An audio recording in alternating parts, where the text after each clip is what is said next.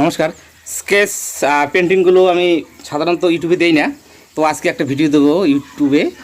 Sketch কীভাবে pencil দিয়ে একটা ভালো একটা পাখির ছবি আঁকলাম, বেশ কয়েকটা আঁকছি, তো একটা দেবো আর কি। আর এখানে আছে আমি মোটামুটি এই 4 দিনে আর কি 4 দিনে কটা ছবি আঁকলাম। তো তো সবগুলো ভিডিও যেহেতু আছে, কিন্তু একটা দেবো ভিডিও। তো দেখেন, শুধু পেস্টল কালার ওয়াটার কালার করলেই হবে না, সাথে পেন্সিল স্কেচ করতে হবে, যেহেতু ওটা আমি ফেসবুকে দেই। আর যাই আগে ছবিটা আগে দেখাই, তারপরে ভিডিওটা দেখেন। এই যে আমি এখানে আছে স্কেচ পেন্টিংগুলো, এই যে। তো যাই হোক, ভিডিওটা দেখেন, তারপরে ভিডিও দেখার পরে আমি এগুলো একটা একটু করে দেখাচ্ছি।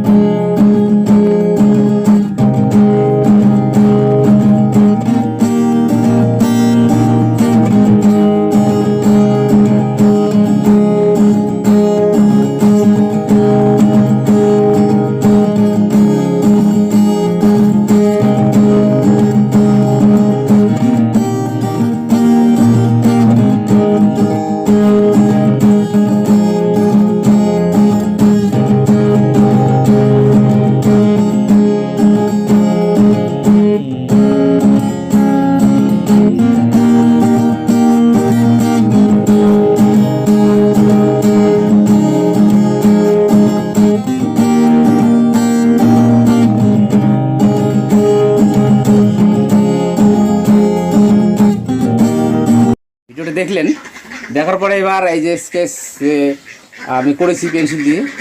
তো প্রথমে যেটা করেছি, যে এই যে একটা প্রাকৃতিক দৃশ্য,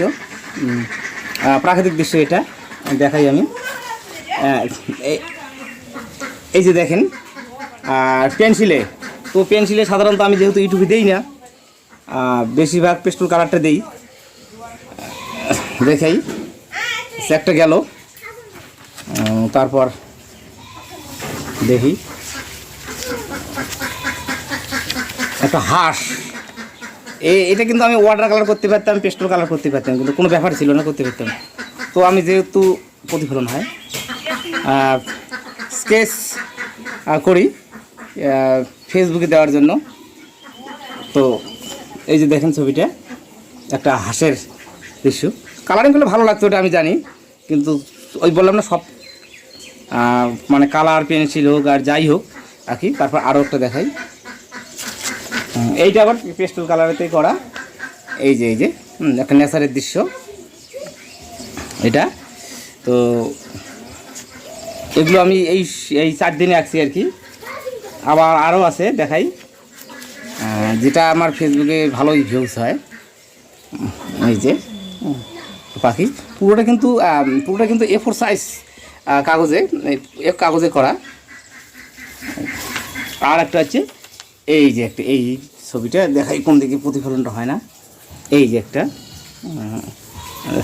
প্রতিফলন হচ্ছে তো, এই যে দেখেন একটা পাখির ছবি।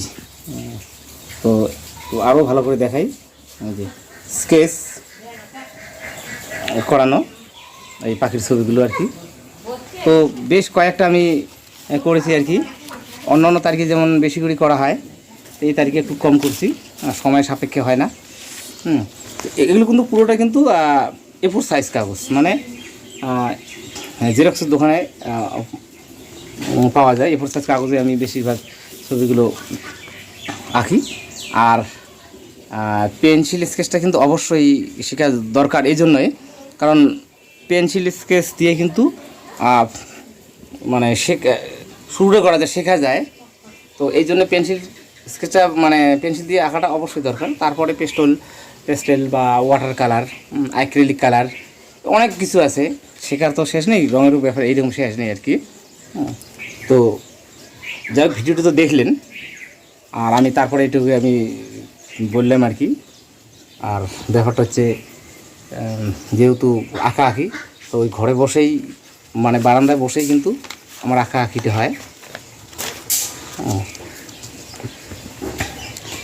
এই যে ছবিটা, তো যাই হোক, ভালো থাকবেন সবাই আর সুস্থ থাকবেন।